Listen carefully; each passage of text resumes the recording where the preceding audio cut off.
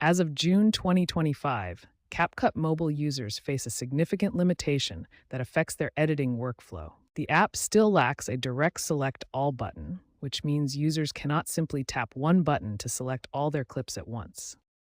This means you must tap each clip individually to select them, which becomes tedious when working with multiple clips. This limitation particularly affects batch editing operations, making it difficult to move multiple clips, delete several clips at once, or apply effects to all clips simultaneously. This limitation is especially frustrating for users working on larger projects with many clips.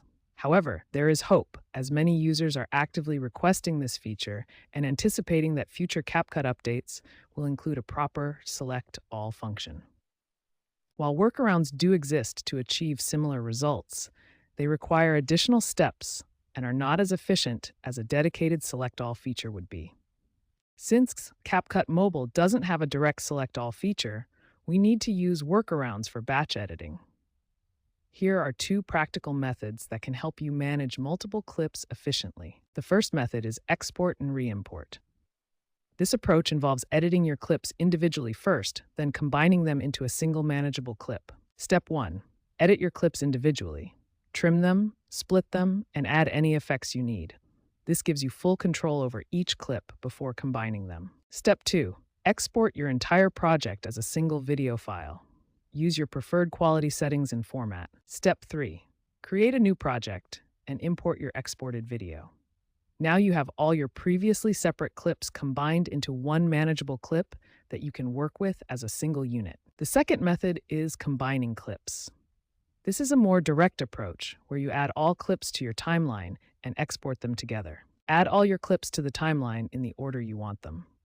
Then export the entire timeline as one video file. Finally, start a new project and import this combined clip. Here's what the CAT interface looks like when you're working with multiple clips on the timeline. You can see the video preview and the timeline with audio waveforms below. While these workarounds are helpful, they're not as efficient as a dedicated Select All feature. The good news is that many users are requesting this functionality, and CapCut may add it in future updates. These workarounds can help you manage multiple clips more effectively until CapCut introduces a proper Select All feature. Try both methods to see which works better for your editing workflow.